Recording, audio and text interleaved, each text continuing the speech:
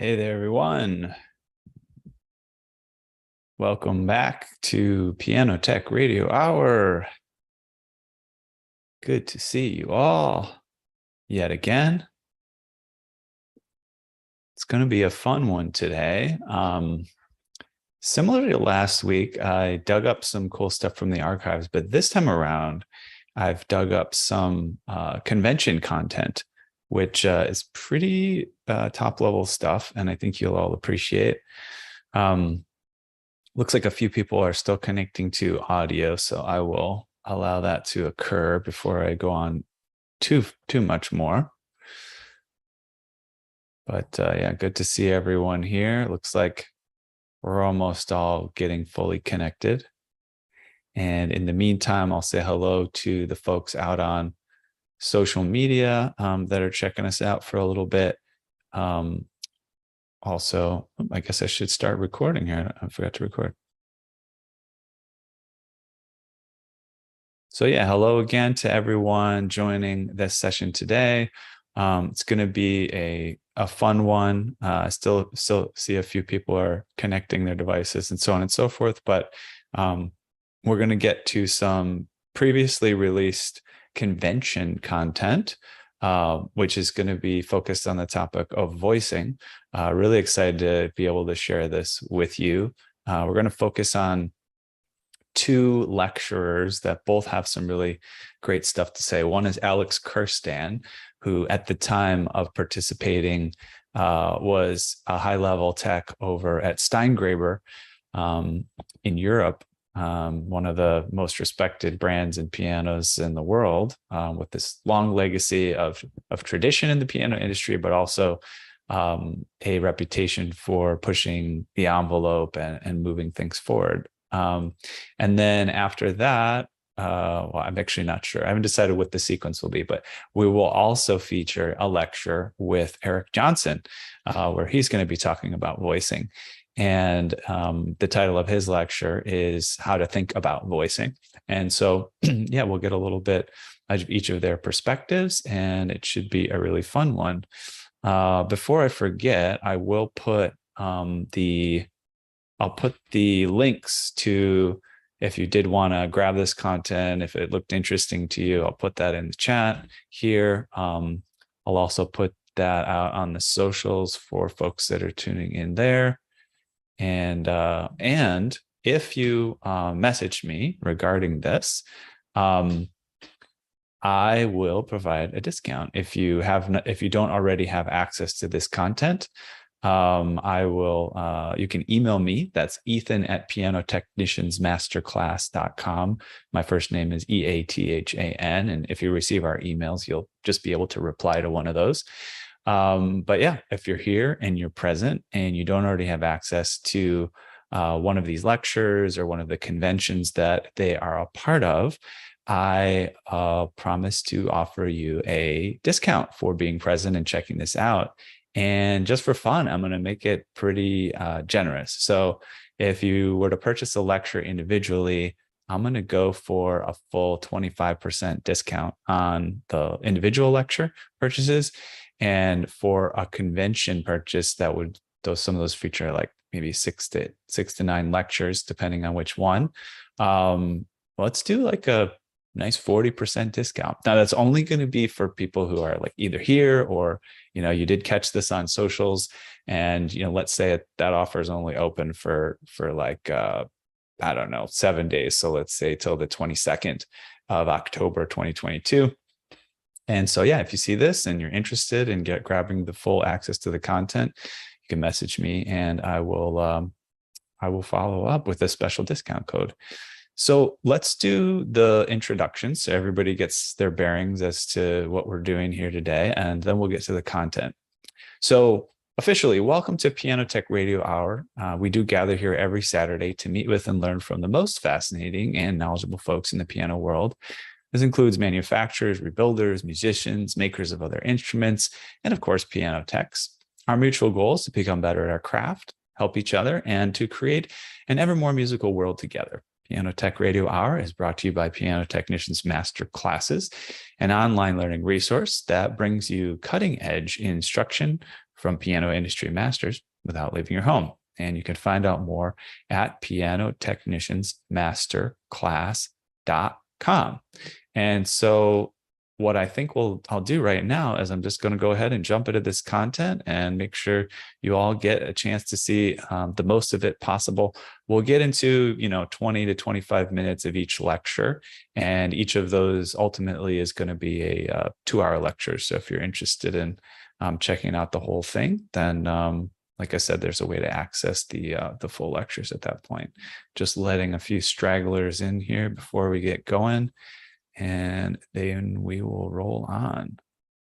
All right, let's hit this. I'm gonna mute in my audio video, and we'll bring up the lecture.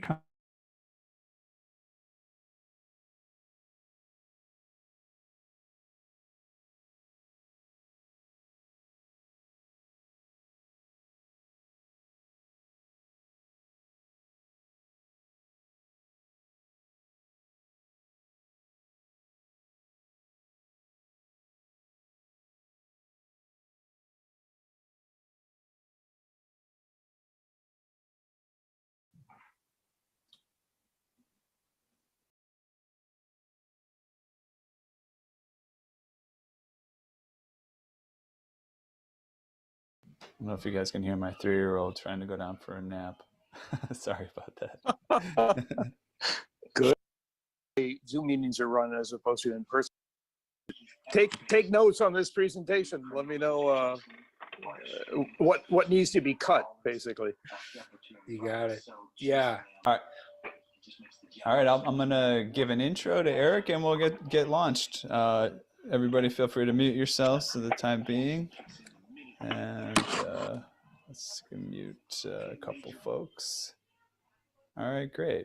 And Eric, just to confirm, in terms of presenting, do you want people to hold questions until a question and answer period? Oh, no, listen. I'm glad you brought that up. I do have some material I'd like to go through, a fair amount. But I've noticed there's a difference in the way Zoom meetings are run as opposed to in person. In person, it's freer for people to ask questions. If there's something that is unclear about what I just said, or that would help other people understand something that we're talking about, please ask that right away. Let's not make sure there's any confusion about whatever I'm talking about at that moment. And then we can pause every 10 minutes or so and take bigger questions or more complicated ones. Does that make sense? Excellent. Sounds good. Well, I'll give a quick intro and then we'll get rolling. So here we have Eric Johnson. Eric Johnson RPT has been a piano tech for over 40 years, spending most of his career working with manufacturers. His jobs have included Kimball National Service Manager, Bosendorfer Primary Concert Technician and U.S. Distributor, and as Director of Artist Services for Yamaha.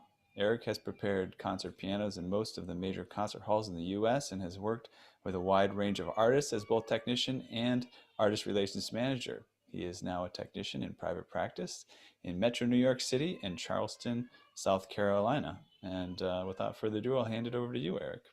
Thanks very much. Thanks, Ethan, for the invitation. It's an honor to be asked, and thanks to everybody for showing up. And hopefully, my goal is that this is a worthwhile hour and a half anyway to you. So the title of the class is How to Think About Voicing, or in some cases, it might be How Not to Think about Voicing, because we've had some really, really fascinating presentations already during this masterclass. Nick Gravanier had a fascinating presentation on the impact of the shape of the hammer when it strikes the string on piano tone. And also, there was something very important that I want to stress, and that is we have to be aware of and familiar with the overtone series, both when we're tuning and also when we're voicing. We should be able to listen. So there were some really great things in some earlier classes, but also, a big hats off to Steingraber. for their presentation. So, you know, you were hearing these things about matching hammer mass to the belly assembly and very, very specific things that Steingraber does.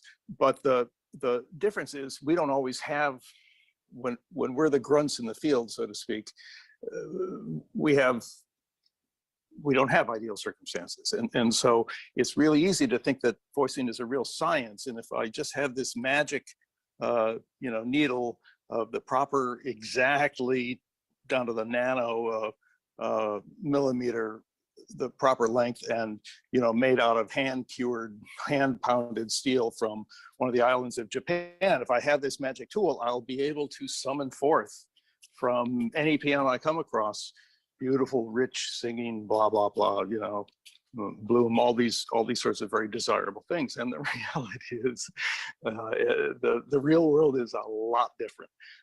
And so I'm presenting more of a hands-on, more of a tactical, okay, what do we do in the field? And I'm trying to put a framework on the idea of voicing.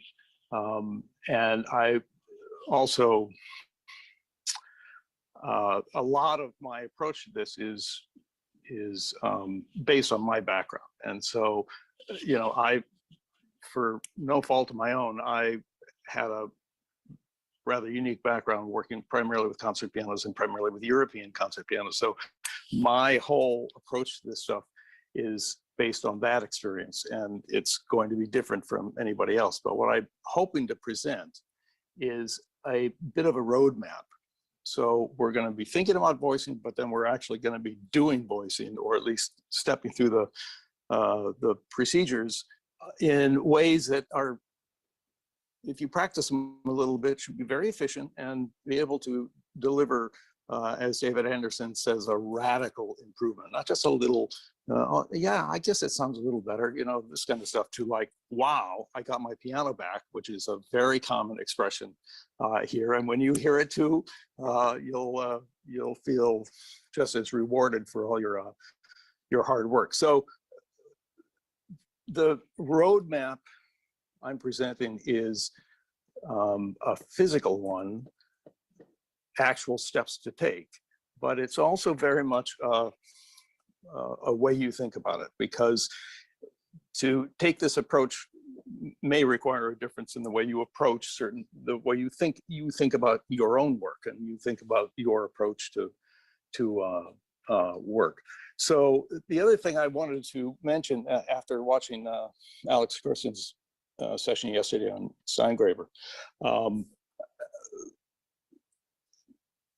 I was in his not his position, but representing a manufacturer, and a very specific manufacturer. And one of the things you are very much aware of is that manufacturer, Steingraber in particular. I mean, what a fabulous piano. If you've never had a chance to see a Steingraber up close, you're in for a real wonderful experience. And I swear to God, that model 212, that Steingraber 212 is a gift to Western civilization. It's just a spectacular piano that I just can't say enough good things about. Better than? No. These are all wonderful instruments. You know, the Bösendorfer 225 is a completely different thing, but that 212. But here's the thing, its beauty is very fragile. And its beauty is at its peak in many cases as it leaves the factory. Alex and his crew spend hours and hours down, you know, nitpicking down to the final nubs, both touch and tone. So when it leaves there, maybe not when it gets to somewhere, but when it leaves there, it's really at optimal Steingraber condition. And the mistake that people make is they think voicing, I'm gonna create something in this voicing. And really what you're trying to do is remove blocks for the sound of the piano to come out. And the sound that's gonna come out from a Steingraber is gonna be naturally different. If you follow these steps and these procedures, you're going to get the natural sound as much as is left of the particular piano you're working on. So this really works and is very important when you're facing one of the top tier European instruments, or one of the high-end Japanese instruments. When you're, you know, a a very high-end piano. This is really important because the subtlety of the differences in tone are again very fragile, and you can really muck that up very easily if you're not careful. And a big part of what Alex faces and what I face too is people complaining about, or I faced, people complaining about a particular instrument and various people prescribing all kinds of remedies, you know, new hammers, new this, new that, when really all it really needed was a good regulation and a good hammer maintenance. And by good, I mean better than average, aware of very specific certain key details that are going to make sure that the particular voice of this piano comes out, but reasonable and not mystical. So that's sort of where we're going with that. Do you want to bring up the first slide? Are there any questions so far? I can't imagine. Let me see here. Nope, no questions yet. I'll bring up the first slide. I'm still rambling, so we won't start getting questions until I'm done rambling. So listen, so I want this to be a little fun and flexible. Did you, I'm not looking at, did you bring up that first slide? Let me look here. Not yet, give me 1 second. Yeah. All right.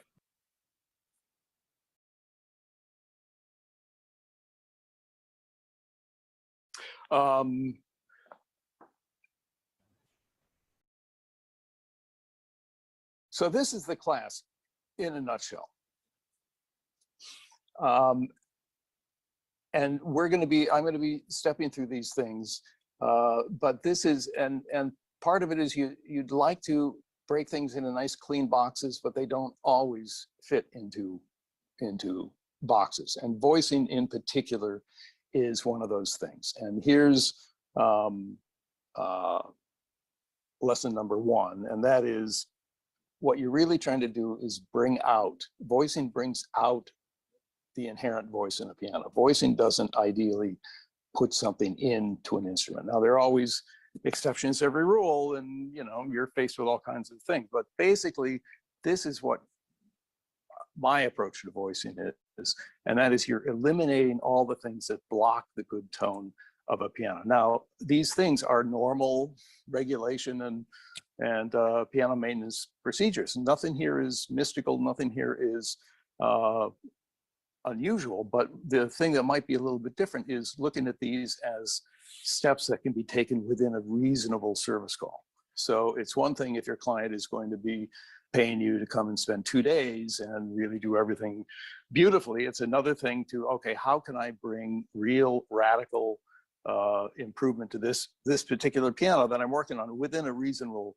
period of time. I do this kind of stuff within 2 hours, including the tuning fairly regularly, but it also always depends on what kind of shape the piano is in. And so as we go through these things, you will have decisions to make as you sit in front of that particular piano. You will have decisions to make, but hopefully this kind of a roadmap will give you some guidance. Next slide. Oh, can I do it? No. Well. There we go. So just that was actually in the New Yorker. So take pride in the ubiquitous familiarity everybody has with our profession. Go to the next slide. I worked for Kimball and Bösendorfer for about 8 years. And I was, in fact, National Service Manager for Kimball. So if you want to know a thankless job, I'm really glad I got that out of my way early in my career, because that would have been quite something else to end up with that as a peak of my career, talking to people about the problems they were having with their Kimballs. I did, but that was the thing that made that worthwhile is I also spent most of that time going around the country preparing pianos for Bösendorfer. I did spend a year at Jordan Kitts Music, and I helped. I tried to get my forklift driver's license, but they were happy. Goodbye, Eric. We wish you success somewhere else. The next slide. And just so you know exactly how old I am, that was not my first NAMM show. Next. And my stringing techniques in particular have gotten better. Well, you know, the tools have gotten better. There's been a big improvement in the development of some of these tools. So it's easier nowadays. Not the way it was back in the olden days. Next slide.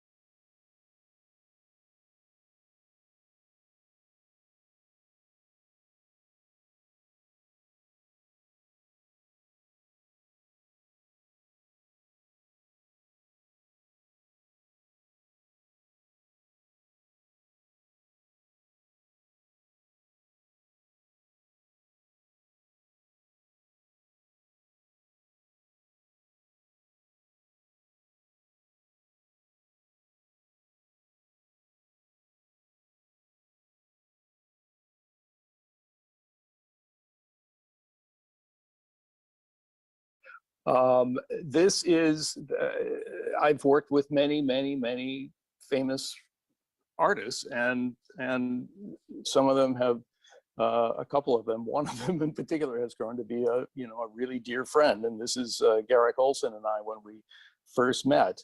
Now this would be about 1980 or so. Wow. And the piano world was a very different place, and there was active competition on the concert piano scene. Bösendorfer Baldwin was very active. Yamaha was just beginning to come on the scene. But you know, I mentioned this before, the Van Cliburn competition, the semi-finalists of the Van Cliburn would always be mentioned in a story on the front page of the New York Times. You know, it was below the fold, but it was still on the front page. You know, people don't they don't do this anymore, and it's a much different world in the concert piano world. But one of the big advantages, I mean, one of the big advantages that I've heard some great music. Show the next slide. And this is a little bit more age appropriate. About 2 years ago, I guess. Next slide.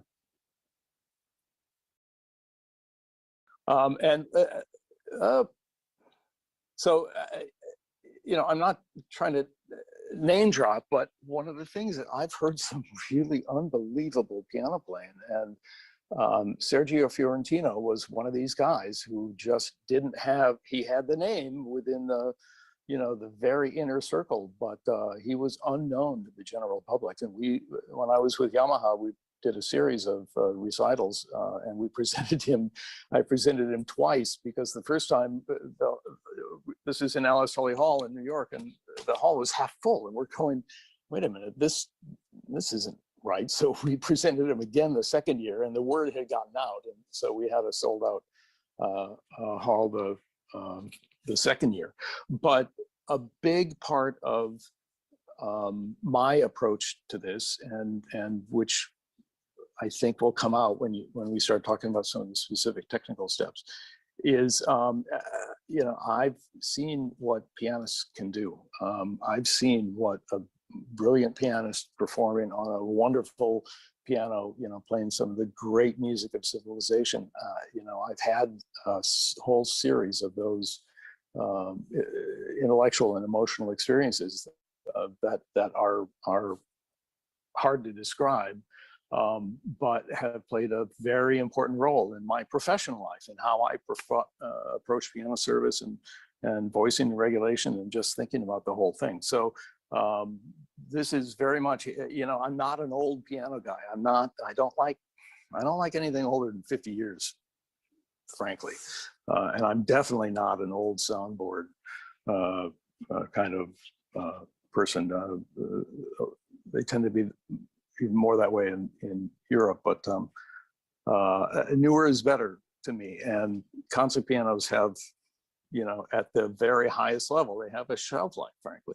I don't think you can really expect a soundboard to take on that kind of shape under that kind of pressure for very long, 10 years, probably at the most. It'll be a perfectly playable piano after 10 years, but it won't be performing at the peak of its capability. So these are some of the experiences that have developed this particular roadmap.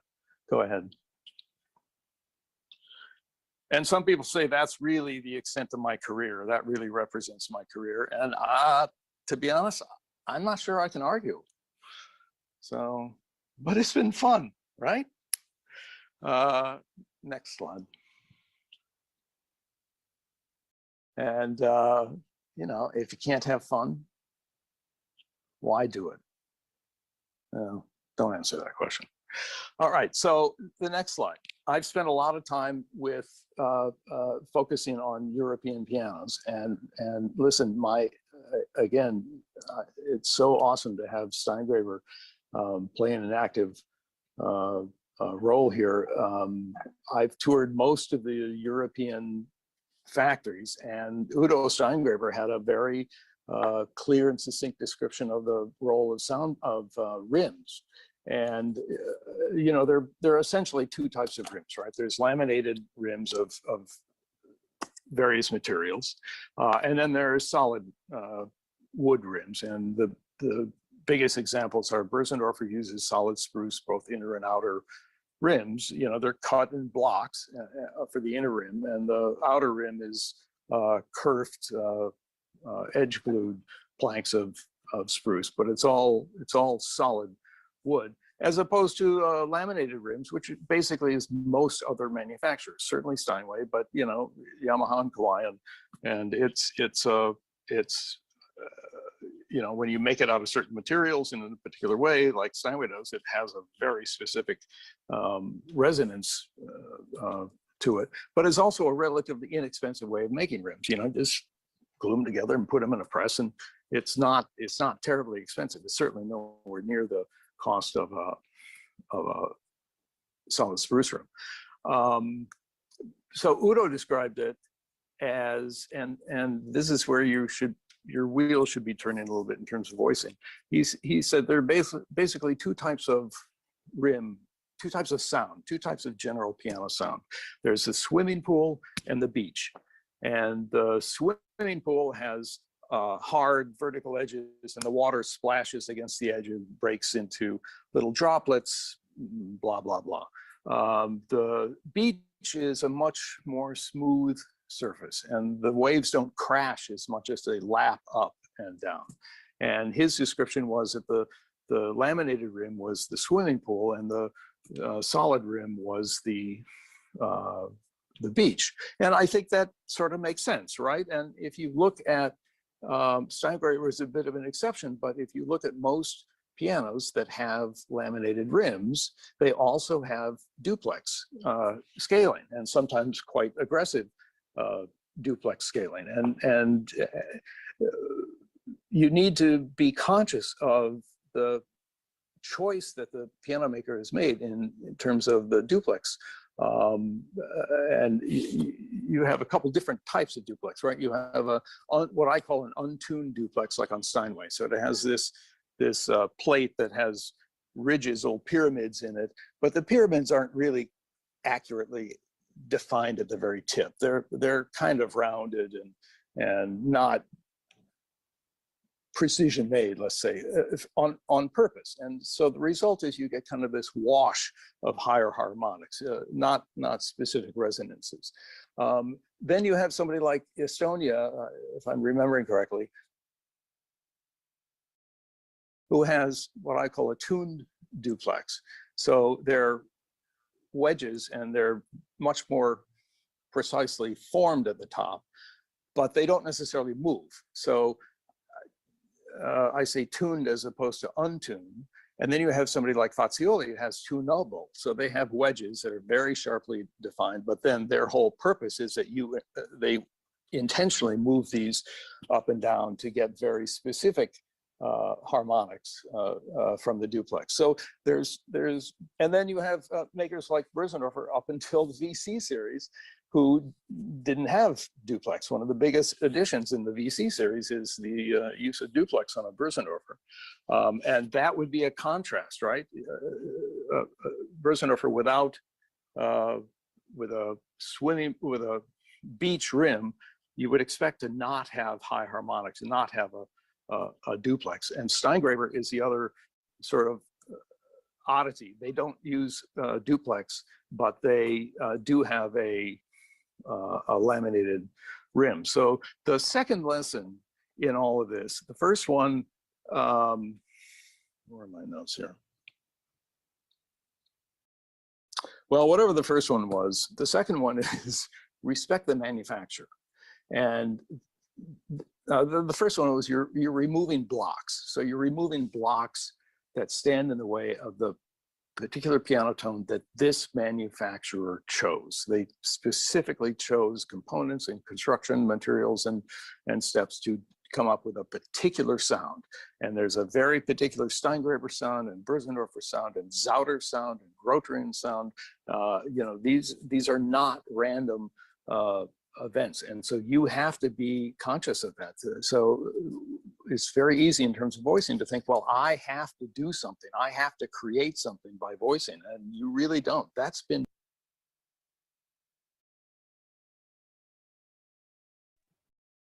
All right. Wish we could keep going and going on that one. Just getting warmed up, but really cool stuff, as you can tell. I'd like to make sure we get enough time to cover a good amount of the second lecture. If you have any questions, comments, or anything like that, feel free to put them in the chat. I can still check that.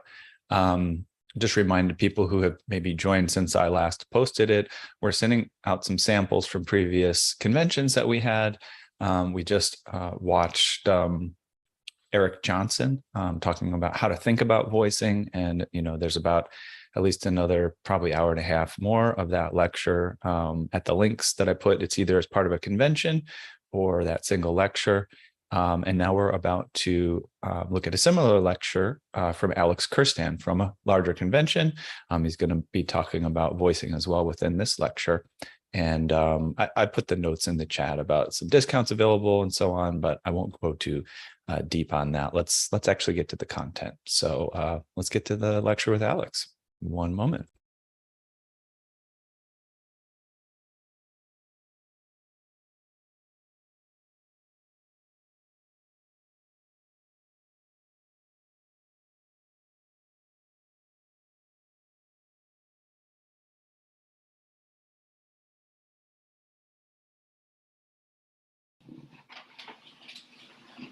People in.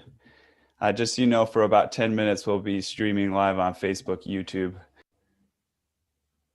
I'm going to give a introduction to Alex in just one moment. I just want to make sure everybody gets there, checking things out. Just on, if you haven't joined the Gathering Garden that we set up after the session, please give it a try. Festival city of Bayreuth, Germany, since 1850. You know, however you like, you can start conversations individually with each other, and have also invited the wider community of people who aren't even registered for the convention to just come and hang out and join other piano technicians. So right now I'm going to give an introduction to Alex Kirstan. Alex is the, if I can pronounce this, Betriebsleister Klavierbaumeister, which means operation manager, piano builder at Steingraber & Sohn. Steingraber has been producing pianos and grand pianos in the festival city of Bayreuth, Germany since 1852. I think I pronounced that one right. Around 35 employees of the family company currently create top quality by hand every day. Steingraber pianos are played by major artists and in the most renowned concert halls and music academies around the world. And the brief introduction that I was provided by Alex, he said he'd like to dispel a prejudice, as some piano technicians immediately think of needling the hammer felt when they hear the word voicing. You will quickly find out this is only the last of 16 steps and that needling is often not even necessary. We're going to imagine the piano note from the touch of the fingertip on the key to the arrival of the sound in our ears. this chain of energy transport should run optimally as in a relay race in sports. So, Alex, welcome to the convention. I'm going to hand it over to you and let you give a bit of an introduction yourself. Yeah, Ethan, thank you very much for inviting me to this convention. For me, it's a great honor, and welcome to all the colleagues. I'm happy to be with you. Yeah, please feel free between the presentation to ask questions, and I'm really open for that. I want to have a little discussion, and I hope I can answer every question you have to me. Yeah, my name is Alex. I'm piano technician, and I'm started here at the company of Steingräber in 1898 as an apprentice. After I finished my exams in 2002, I was working in the factory, tuning, voicing all our pianos. Then in 2006, I became the German piano master degree here in Germany, which means you have to build your own piano, you have to make your own calculations, your own drawings for your own piano. Then I was responsible for the last steps of the production, which means the final quality check, the concert service. And in 2010, I studied business economics. And from that time on, I'm responsible for the production here at Steingräber. So when I was invited to this convention, I thought, what can I tell you? You are brilliant technicians. Some of you I've met very often at PDG meetings, for example, in the US. So what can I tell you? I was thinking about to talk about some steps before you start voicing, which means some concert service steps. After that, I will show you some pictures how we produce our hammers here at Steingräber, how we voice our hammers. And yeah, feel free to ask questions. I'm really open for that, no problem. I prepared a little PowerPoint presentation, and Ethan will assist me with that, and we can start with the first pictures, I think. Okay, perfect. Yeah, and I'll also just let people know that you told me ahead of time that you're totally okay with people bringing in questions as early as they would like to. You can definitely write questions in the chat at any point, but don't be shy. Alex said he's not one of those that needs to leave questions, for the end or for a specific Q&A period. It's okay if we do that, and we may take some time for Q&A. Naturally, usually we do more Q&A towards the end than at the beginning. And again, Alex has said, leave it open. He wants to have a discussion. Feel free to chime in if you have things you want to contribute. Okay, so I will bring up this PowerPoint presentation so we can check that out and make sure that it's full screen. And then in this case, can you see the first slide? Excellent. Yes, it's perfect. Okay, perfect. Sounds great. So just let me know when to switch. We can switch. It's only the opening picture. Okay. Thank you very much. Yeah, this should be the topic for today, how to create the best sound. And it should be the way from the sheep's wool to the final prepared piano on the stage. And as I told you, before I start voicing, there are so many steps you should check before. A lot of my friends who are piano technicians as well, when they come to a piano on the stage, they tune it, and the next thing is they start voicing immediately. But I think before we should start voicing and preparing the piano, there are a lot of things we should check first to make our life or to make the voicing much easier. So we can, I think, switch to the next picture, please.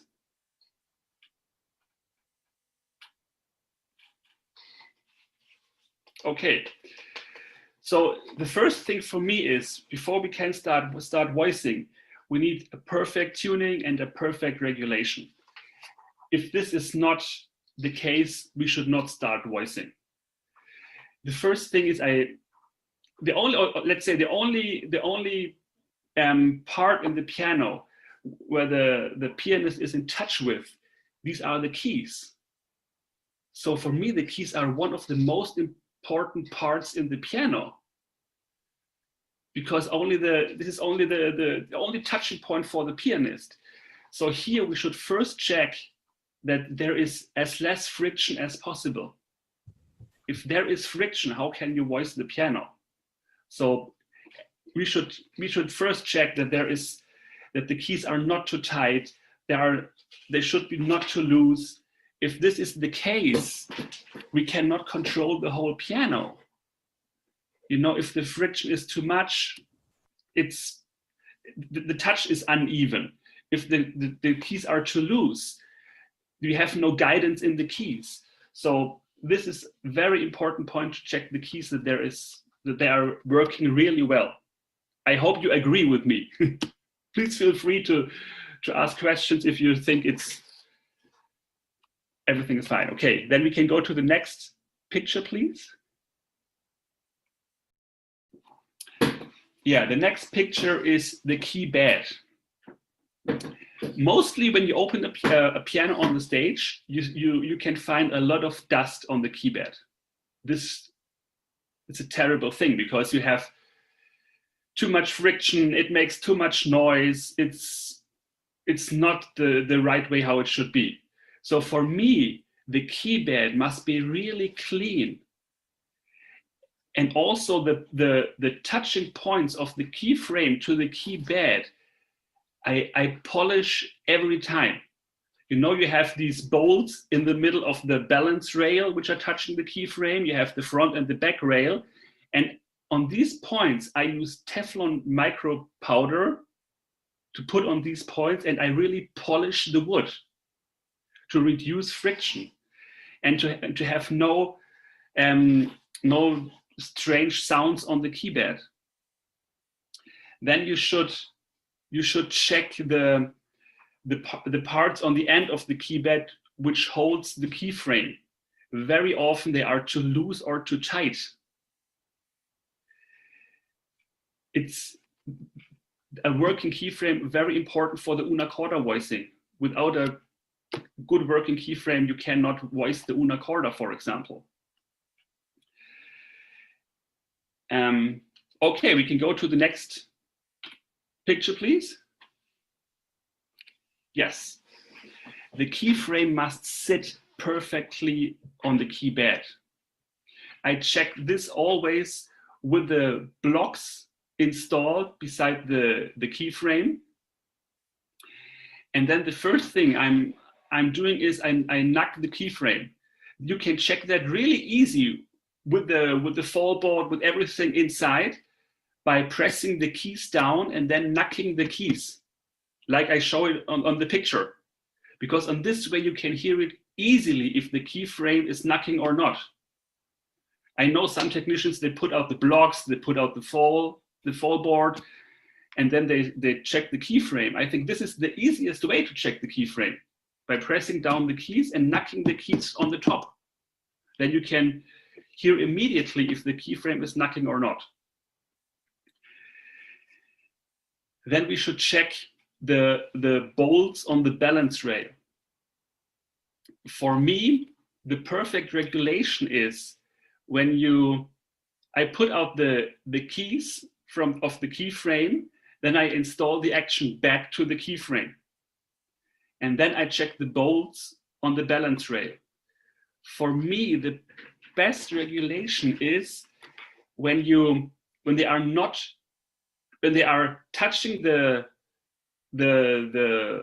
key bed, and then I turn the bolt only of 5 degrees, that there is a tiny little bit of pressure on the key bed. Do you understand what I mean? Everything is clear? Feel free and ask questions, no problem. Yeah, let me check the chat and see if we've got any comments. Nobody has communicated any confusions or objections. Alex, I have a question about Oh, something. here we go. Alan Eder is chiming in from California. Nice to see you again, Alex. Delighted that Hey, hello, Alan. Good to see you. Likewise. You just mentioned you turn down the balance rail glide bolts until they contact, if I understood you correctly, and you go 5 degrees past that. would that be like saying 5 minutes of the clock past that? Exactly, yeah, Or- 5 minutes of the clock.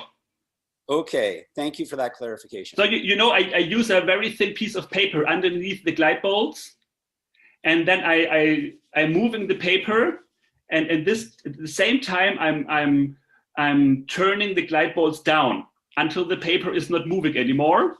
Then I put up the paper, and then I know there is only a tiny little bit of space between the glide bolts and the key bed. Then I knock a little bit on the balance rail, and at the same time, I turn down the bolts until I can hear no knocking anymore. Now I know I have a perfect connection from the glide bolts to the key bed. And then I turn it 5 minutes more to have a tiny little bit of tension on the bolts. Because this is, now you are sure the connection is good, but it's not producing too much friction, and all the vibration which comes from the piano into the key bed, you feel in the keys as well. You need a good connection, because our goal should be for the pianist to have a fantastic connection from the fingers to the whole piano. And when the vibration goes through the key bed, the pianist can feel the piano. He should really feel the piano. Okay. Yeah. Hey, Alex, it's David Anderson. Can you hear Hi, me? David. Good to see you. Hey, brother. Oh, I'm so happy that you're here. Just to clarify, you said you remove the action, take all the keys out, and put the frame back in. Is that how you do it? Yes, but with the action on the frame. With the keys on the frame? No, I put off the keys, because the keys are this is only the weight. But it's important to install the action back on the key frame, because The stack. the action stack back on the key frame, because I never trust the action setter in the factory. I think it could happen when you put back the action stack on the key frame, that there comes tension back on the key frame. So when I check the best position from the key frame to the key bed, always with the action stack on it. Okay, and you do the whole round of what you just described with the keys off Yes, and the frame and the stack. yes, Then you remove the action, put the keys back on, and keep going, right? exactly. Okay. Because I think the keys, these are only the weight, which is bringing the keyframe down anyway. But I want to have the keyframe installed without any tension. So I only need the keyframe together with the action stack, and then it should work. Thank you. Appreciate it, man. And very often, or yes, someone starts sanding the key bed and the keyframe.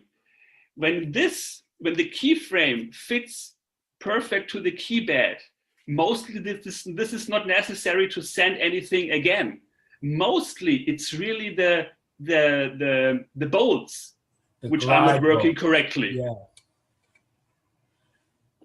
And yeah, it's only sometimes it's really necessary to sand the key bed again, but mostly the problem comes from the balance bolts. Okay. Thank you, brother. Okay. You have a question in the chat. Maybe it's really quick, and that's from Carl Lieberman. Have you used the WNG dial gauge? No, I have not really experienced with the dial gauge of WNG. I'm really sorry. Okay, thanks. You want me to bring up the PowerPoint again? Yes, please. Okay, I'll do that. And we can go to the next picture, please. All set. Yes. This is, I think you can find this only on a Steingreber piano. I'm not sure. But this is an additional glide bolt which comes from underneath and which is installed in the key bed. Wow. usually you have these glide bolts in the balance rail from the top, but in the base, and you have these heavy hammers, long keys, you can lose power between the left and the right glide bolt in the base. So what we did, we added an additional glide bolt from underneath. And you can regulate this glide bolt from underneath the key bed. And this can really help you to have more power in the base. Because it can really happen mostly on concept grants that the balance rail is bending when you play fortissimo in the bass, because the distance from these left and right glide bolts is too big. And to reduce the loss of energy, we added the additional glide bolt, which you can regulate from underneath. And can you give us a protocol for regulating it? You can, you know, when I regulate the keyframe with the action stack on it, I can do it in the same way. I knock on this position, I knock the balance rail, and at the same time I turn up the glide bolt from underneath the key bed, and then you can hear the point where it starts knocking, and when you turn it a little bit more, then it stops knocking, and you know you have a perfect connection. Okay, and you can access that glide bolt from underneath when you're sitting at the bench in front of the piano? Exactly. Okay, cool. So you sit in front of the piano, and with your tuning hammer, you can regulate it underneath the key bed. Awesome. Wow. How long has that been there? Oh, I would say, I don't know, 8 or 10 years or something like that. And is it in every piano now? In every grand piano, yes. It helps. It's not so necessary in the smaller grand pianos, but it helps a lot for the bigger concert grands, because there you have these really long keys, and you will lose so much energy on the balance rail, and there you need a stable balance rail, and with these glide bolts you have more power. Okay, I'm ready for the next picture.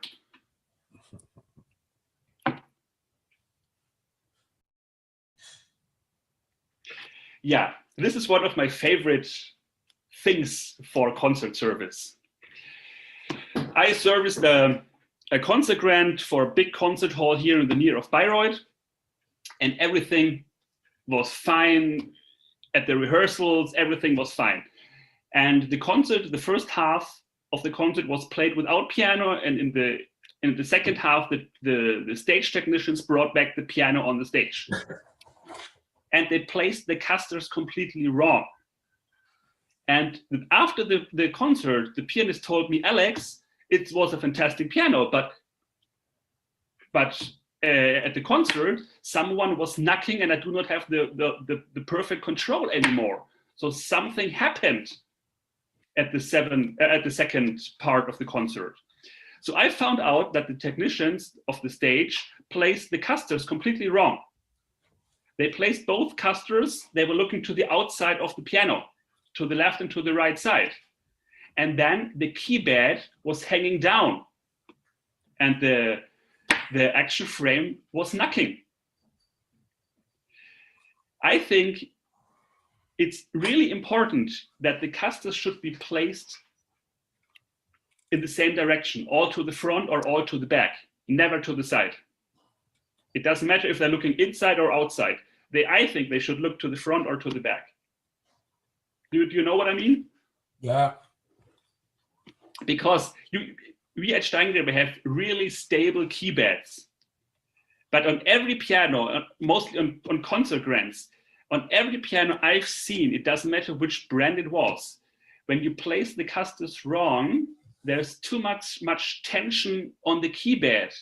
And it can happen that the keyframe starts knocking, or the other side around, you have too much tension on the keyframe. So I think it's really important to have the casters to the front or to the back, always in the same direction. Okay, next picture. Next slide. Okay, 1 minute.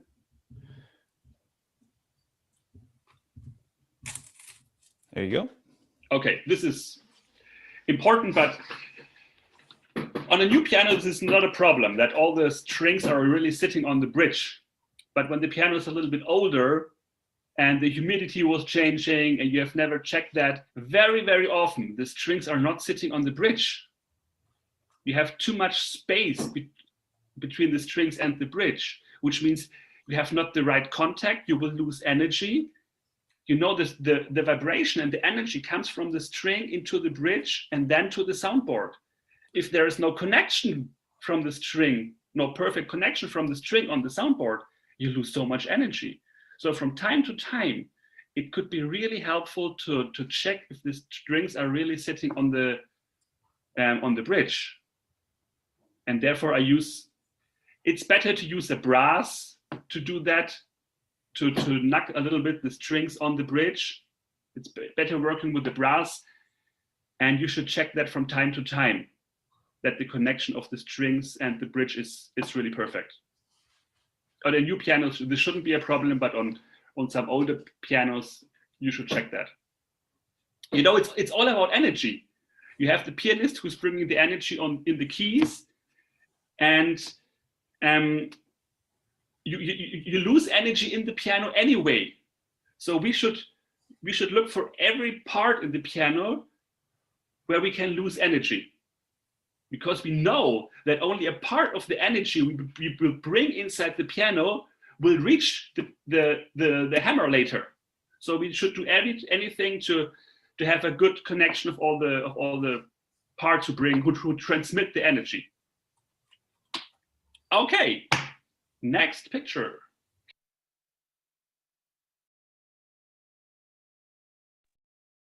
All right. A great principle to end on. It's one that could be applied to multiple facets of the piano. Make sure you take the energy delivered by the pianist fingers and it gets delivered as efficiently as possible to create a beautiful sound. All right. Well, that one was definitely jam-packed with information. I'm glad we were able to get through a bit of it.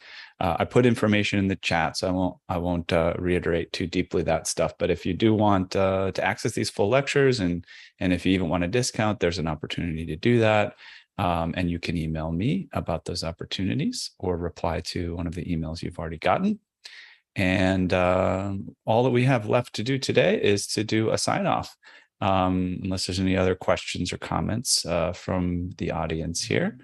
And I'll get right into that. Let everybody move on with your day. Feel free to email us. Let us know if you have questions or comments. It's really been a pleasure to have everyone here today. So we have reached the end of another musical journey here at Piano Tech Radio Hour.